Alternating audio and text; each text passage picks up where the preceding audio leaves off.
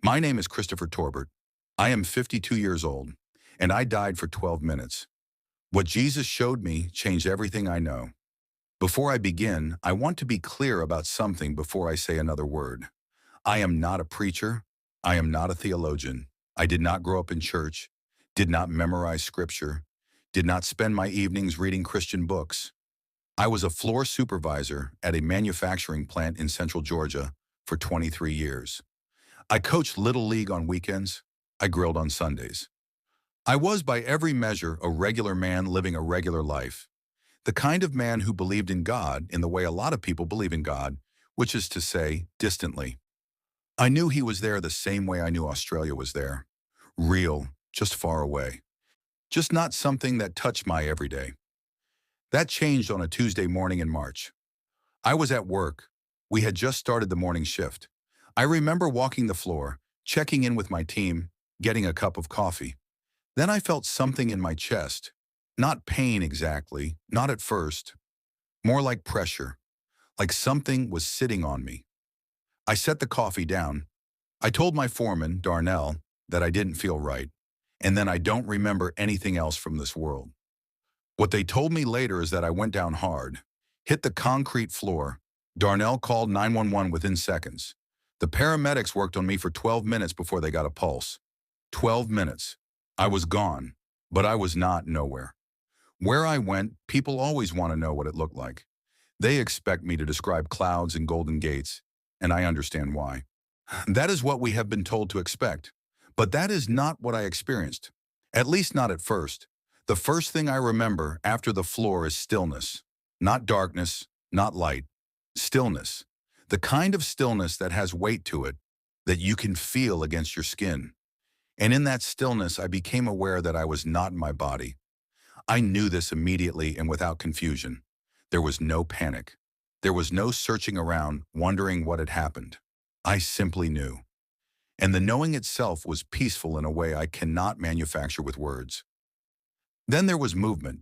Not like walking, not like flying, just a shift, the way a dream shifts from one scene to another without explaining itself. And I was somewhere else. The best I can describe it is this. I was standing in a field that was also made of light. Wow, the grass was real. I could see it, individual blades, the way each one caught the glow from whatever was giving light in that place. There was no sun that I could see. The light came from everywhere and nowhere, the way it is just before dawn, when the sky hasn't broken open yet but everything is already visible. The air smelled like rain and something else I still cannot name. Something green and clean and ancient. I was not alone. The presence, I knew who was with me before I turned to look. I felt him first. A warmth that started somewhere in the center of my chest and moved outward through every part of me. The way heat moves through metal, slow and total and thorough. And I want to say this carefully because I do not want to be careless with it. The warmth was not just temperature, it was information. It told me I was known. Not known the way your neighbor knows you, not the surface of you. It told me I was known entirely, down to every wrong thing I had ever done and every quiet fear I had ever carried. And that knowing did not produce shame. It produced something closer to relief. Like a man who has been holding his breath for 52 years and finally breathes out. I turned and I saw Jesus. I will not pretend I can adequately describe his face. What I can tell you is that his eyes did something to me. They were not soft in the way we use that word when we are being gentle with someone. They were soft the way deep water is soft, the softness of something with enormous depth and weight and capacity. He looked at me and I felt that he saw everything and that everything he saw, he loved, not excused, not overlooked. Loved, he spoke to me. And when he spoke, it was not like hearing sound. It was like receiving something directly into your understanding, bypassing your ears entirely. Christopher, I have brought you here because there are things you must carry back. The world you came from is standing at a threshold. What happens next is not hidden. I am showing my people what is coming so that they will not be swept away by fear, but will stand as light. You will remember what I show you, and you will not keep it. I did not ask questions. You do not ask questions when you are standing there. You receive what he showed me about the earth, then what I can only describe as a vision open before me. Not like watching a screen, more like being inside something, surrounded by it. I saw the earth from above, not from a satellite perspective, not cold and scientific. I saw it the way you might look at your own child sleeping. Close, intimate, full of feeling, and what I saw was this. The earth is groaning. That is the only word for it. Not dying, it is not dying, but groaning the way a house groans in a storm. Not from weakness, but from pressure. I saw weather patterns that did not follow the rules I knew. I saw coastlines changed. I saw fields that had once grown food gone pale and cracked. And I heard the groaning, not with my ears, but in the way I had been hearing everything there, directly into my understanding. The earth knows something is happening to it. Creation is not passive in what is coming, but here is what he told me. And I want you to hear this carefully because I almost lost it when I came back. In the confusion and the grief of returning, he told me the groaning of the earth is not a punishment. It is a signal. It is labor pains. Every farmer knows that the most violent activity in a field is not destruction, it is planting. Something is being planted in the earth right now that is larger than what most human beings can currently perceive. What men call catastrophe, I call preparation. I am not standing far from this. I am in it. I have always been in it. My people must stop reading the news as though I am absent from it. I saw cities, I cannot tell you which ones. I did not recognize all of them. And the ones I did, I was not released to name. But I saw cities full of people who were moving in a kind of spiritual fog. Not evil, most of them. Just fog. Living their lives, checking their phones, going to work, going home, and utterly unaware of the dimension that runs directly alongside their ordinary world. I saw the spiritual realm operating in parallel to the physical one, and the gap between people's awareness of that realm and its actual activity was staggering to see. I wept. I actually wept, standing in that field made of light, because the people in those cities were not distant strangers. I felt for each of them what I imagine a parent feels watching their child walk towards something dangerous without knowing it, what is coming and what it means. Jesus showed me a time of great shaking, not one event, a season, a sustained season of disruption across multiple systems, financial, governmental, environmental, and spiritual. Things that human beings have built their stability upon are going to be revealed as less stable than believed. And he showed me that this revelation will not be punishment, it will be mercy. Mercy because only when the things that are not eternal become clearly unreliable will some people finally turn toward what is. He showed me people in that shaking who were not afraid. And the reason they were not afraid was not that they were ignorant of the difficulty. They were not sheltered from it, not removed from it, not living in some protected bubble. They were in it, but they were anchored to something the shaking could not reach. And that anchor had a name.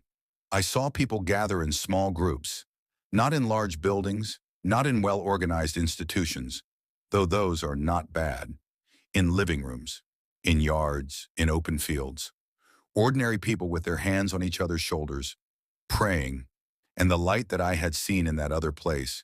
So that light was on them, not around them like a decoration, in them, moving through them. They were carrying something the fog-walking people around them desperately needed and didn't know how to ask for. The harvest is not in the future. The harvest is in the shaking. The people I am calling are not being preserved from the difficulty. They are being positioned inside it. They are the answer to what is coming, not the escape from it.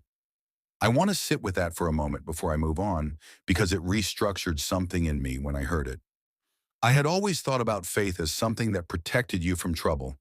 Keep your head down, live right, maybe trouble goes around you. That is not what he showed me. What he showed me is that his people are meant to be in the middle of the trouble, not crushed by it, not consumed by it, almost but present in it as a source of something the world cannot generate for itself. What he said about the church. I need to speak carefully here because I love the church and I am not interested in adding to the voices that tear it down. But I also cannot carry back only the comfortable parts of what I was shown. He showed me portions of the church that had, over a long period of time, slowly traded the presence of God for the performance of God, traded the raw, disruptive, life-altering encounter with the living Jesus for a well-managed Sunday experience that asked very little and therefore produced very little. Not out of malice, out of drift. The way a ship drifts off course not because the captain is wicked, but because no one keeps checking the compass. I have not left those buildings, but I am calling those who are hungry to stop managing their hunger and let it bring them to their knees. Revival does not come to the comfortable. It comes to the desperate. He showed me pastors and leaders who had grown weary under the weight of maintaining institutions that had outgrown their original purpose. And he did not condemn them. His heart for them was tender. But he was clear. The structures must not be preserved at the cost of the fire that built them. Where the fire is, that is where he is moving. And the fire right now, from what I was shown, is not primarily in the most visible places. It is in the quiet ones. The ones who pray before anyone else is awake. The ones who have been faithful in hidden places for years without applause or platform. He sees those people. He specifically said, and this is one of the things I woke up knowing I had to say publicly, he specifically said that the ones who have felt overlooked by the visible church are not overlooked by him. He knows their names. He knows their faithfulness, and they are about to be needed. What he showed me about eternity. At some point in my time there, he walked with me, and I use that word even though I know it is imprecise, towards something I can only describe as a horizon. Not the horizon of a landscape, more like a boundary where what I could perceive ended and something I could not yet perceive began. And from beyond that horizon came a sound. I have been trying to describe that sound for 3 years since I came back, and I have not yet found the right words. It was like music and like voices and like water and like none of those things. What it produced in me was something close to what I imagine a person born blind would feel if they suddenly opened their eyes to a sunrise. An absolute staggering confirmation that the world I had come from, the world I thought was the real world, was a small and beautiful and temporary thing being held inside something so much larger that the comparison broke my ability to reason. Eternity is not long time. That is the wrong way to picture it.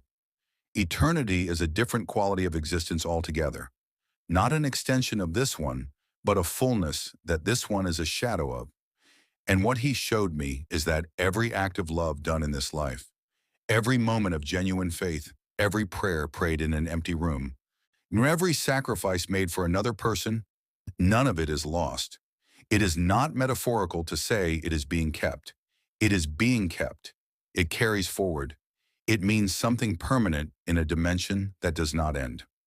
Tell them that what they do here matters more than they know. Tell them that the smallness of the ordinary moment is not a limitation. It is the door. Everything I did on earth, I did in ordinary moments. Tell them not to despise the day of small things. Coming back. I do not have good words for the return. I remember the field. I remember him looking at me. And in that look was everything I just described. The love and the knowing and the weight of it. And then there was the feeling of falling backward into something narrow and loud and cold. I opened my eyes on a hospital gurney with a paramedic's face 6 inches from mine. And the first thing I felt was grief, pure, raw grief. Not because I was afraid, not because I was in pain, because I had left something. I understood immediately and viscerally what Paul meant when he said to die is gain. I did not want to be dead, but I had been somewhere that made this world feel like a waiting room. And being back in the waiting room, when you have seen what is on the other side of that door, is a specific kind of ache I carry every single day. My wife, Donna, was there when I came around. She said I was trying to talk before I had fully regained consciousness, which scared her. She didn't know what I was saying. I know what I was saying. I was trying to tell her not to be afraid of what was coming. I was trying to tell her about the light. I spent 3 days in the hospital. I spent the next 6 months barely sleeping, watched writing down everything I could remember, terrified I would lose pieces of it. My pastor sat with me for hours listening. My doctor referred me to a therapist, which I did not argue with. I went and I told her everything. She was kind. She did not tell me I was wrong. She said, "Whatever happened to you, it changed you for the better." I think she was right. But I want to be clear, It did not just change my mood or my perspective. It changed my entire understanding of what is real. What I need you to hear. I am not standing here to frighten you. I am standing here because he told me to, and because I believe that what I was shown was not given to me for my own benefit. The things he showed me about what is coming on this earth, I did not receive them as a curse. I received them as a briefing. Now, generals brief their troops before battle not to demoralize them, but to prepare them. What is coming is serious. It is real. Some of it will be hard, but it is not the end of God's story, and it is not the end of yours. He is not distant. He is not passive. He is not watching from somewhere far away while the world unravels, wringing his hands. The God I stood in front of is the most active, most present, most intensely aware being I have ever encountered. And he is entirely committed to the people who belong to him, making it through what is coming with their faith not just intact but strengthened. What he asked of me, what he asks of you, it is not complicated, even if it is difficult. He wants you awake. He wants your eyes open to the dimension that runs alongside this one. He wants you to stop dividing your life into the spiritual parts and the regular parts, as though he only visits on Sundays. He is in your Monday. He is in your kitchen, in your commute, in your arguments, in your grief. He is not waiting for you to get yourself together before he engages with you. He engaged with me on a cold concrete floor in a manufacturing plant in Georgia, and I was not ready, and I was not perfect, and he showed up anyway. The people I saw in that vision who were not afraid in the shaking, they were not extraordinary people. They were people who had said yes. That is it. They had said yes to being known, yes to being used, yes to being present in the hard places. And the light was on them. I want that light on you. I want it on me. And from what I was shown, it is available to everyone in this room.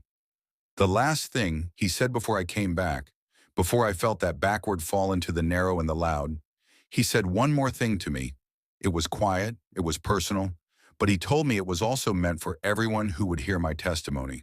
So I am giving it to you exactly as I received it. Do not be afraid of the future I have prepared. Be afraid of missing it by staying asleep. I am waking people up. I am waking you up. The world is not falling apart. It is falling into place, and I am in every piece of it. 12 minutes. That is all it took to change everything I thought I knew. I am Christopher Torbert. I am 52 years old. I died on a Tuesday morning, and I came back carrying something I was not born with and could not have earned. I am not special. I am just a man who went somewhere and came back with a message. The message is this: he is real, he is near, and whatever is coming, you do not have to face it alone.